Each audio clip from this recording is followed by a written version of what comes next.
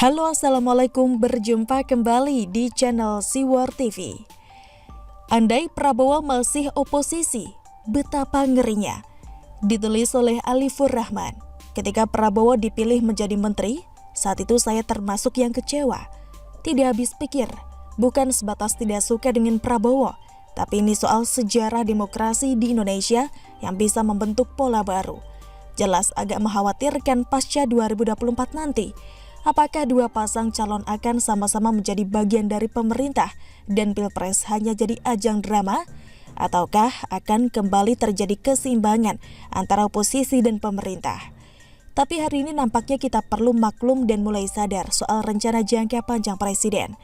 Karena coba bayangkan jika Prabowo masih berada di luar pemerintah dan menjadi oposisi. Lalu tiba-tiba Presiden berencana membangun ibu kota baru, tepat di sekitar 220.000 hektar lahan negara yang sejak puluhan tahun lalu dikuasai oleh Prabowo. Kira-kira apa reaksi Gerindra? Jelas akan ada penolakan sengit. Bahkan kalaupun pembangunan ibu kota tetap dijalankan, Gerindra dan Prabowo pasti cenderung akan terus mengkritik.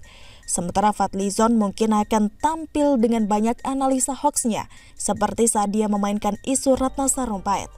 Kemudian minggu lalu bayangkan Prabowo masih jadi oposisi, tiba-tiba pemerintah mengambil alih TMII, tempat wisata milik negara yang telah 44 tahun dikuasai oleh Yayasan Keluarga Soeharto, mertuanya Prabowo.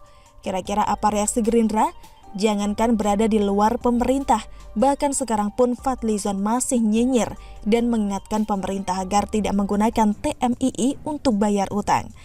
Tapi berkat Prabowo menjadi bagian dari pemerintah, semua rencana tersebut dapat terrealisasi dengan sangat halus, lembut, nyaris tanpa penolakan. Lalu yang terbaru, Presiden Jokowi membentuk tim debt collector untuk menagih hutang BLBI kepada belasan pengusaha, di mana salah satunya adalah Hashim Joyo Hadikusumo, adik dari Prabowo Subianto. Kasus BLBI ini skandal besar yang kerap jadi gorengan politik. Sejarah masa lalu yang sulit diselesaikan karena banyak sekali yang terlibat di dalamnya. Bu Mega yang dulu menjadi presiden sempat membuat surat keterangan lunas bagi pengusaha yang sudah membayar. Tapi di publik malah Bu Mega yang dianggap biang kerok dari BLBI. Padahal aktor BLBI dari gagasan sampai realisasi itu terjadi di Soeharto dalam rangka merespon dampak krisis 98. Maka hari ini Presiden Jokowi coba menyelesaikan beban masa lalu itu, menagih 108 triliun kepada para pengusaha yang dulu mendapat pinjaman dari pemerintah. Bayangkan kalau Prabowo masih di luar pemerintah, lalu adiknya ditagih hutangnya oleh pemerintah. Kira-kira apa yang akan dilakukan Prabowo? Minimal marah sambil gebrak-gebrak meja. Mungkin saja dengan semua ini Prabowo juga kesal dan terganggu. Tapi bagaimana lagi, dia sekarang jadi menteri. Kalau melawan pasti dipecat, sementara kursi menteri nampaknya menyenangkan, bisa dikawal pasukan beneran.